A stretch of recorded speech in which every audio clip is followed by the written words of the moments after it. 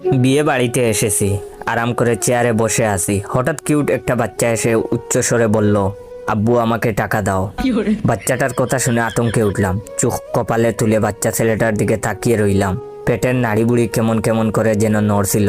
হতবুদ্ধি আমি এদিক সেদিক তাকিয়ে দেখতে লাগলাম, আর মনে মনে ভাবলাম বাচ্চাটা কার হতে পারে। সত্যি সত্যি আমাকে কি আব্বু বলে ডাকছে সে? বিয়েই করতে পারলাম না, এর আগে বাবা হলাম কেমনে? টাকা দিচ্ছি না দেখে ছেলেটা আমার গায়ে মৃদুভাবে আঘাত করছিল আর করে কান্না করছিল। ছেলেটার কান্না দেখে একটা লোক আমার নিকট এসে বলল, ভাই টাকাটা দিয়ে দেন।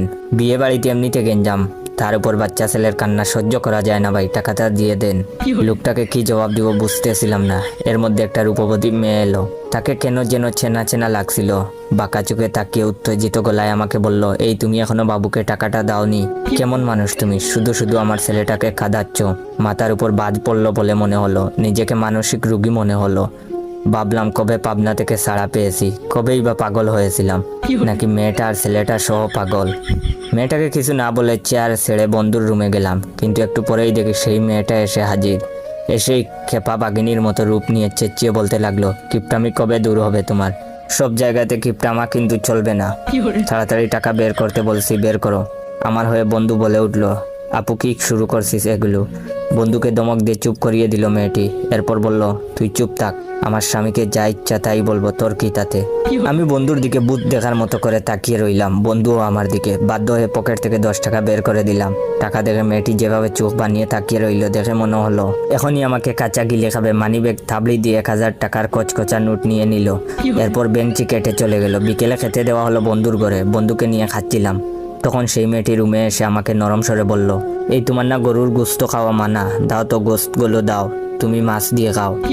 এটা বলেই সে প্লেট থেকে সবগুলো গোস্ত তার প্লেটে নিয়ে নিল, আর আমার প্লেটে মাছের 2 টুকরো দিল। ওয়েট, ভিডিওটা শেষ করার আগে আমার অরিজিনাল টিকটক অ্যাকাউন্ট বাইসা বনফায়ার আর ইউজার নেম ইয়োর জয় অ্যাকাউন্টটাকে ফলো দিয়ে রাখবেন।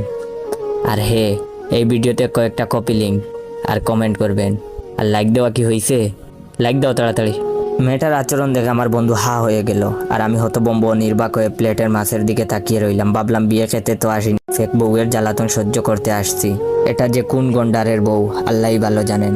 সেই ব্যক্তি এই পিসকে সহ্য করে কেমনে? সন্ধ্যা পর মেয়েটা আমার হাত ধরে বরপক্ষের মেয়েদের আত্মীয়দের সাথে পরিচয় করিয়ে দিল। বলল, এটা আমার স্বামী, 6 মাস হলো বিয়ে করছি। সে আমেরিকাতে ইঞ্জিনিয়ারিং কাজে ব্যস্ত থাকে। আমার খালাতো বোনের বিয়ে খেতে আসছে ছুটি নিয়ে। মেয়েটার চাপাবাজি শুনে মাথা বন বন করছিল, চরকির মতো ঘুরছিল। যাই হোক, এটা হলো ভিডিওর প্রথম পার্ট। দ্বিতীয় পার্ট লাগলে বেশি বেশি করে শেয়ার করো। ধন্যবাদ।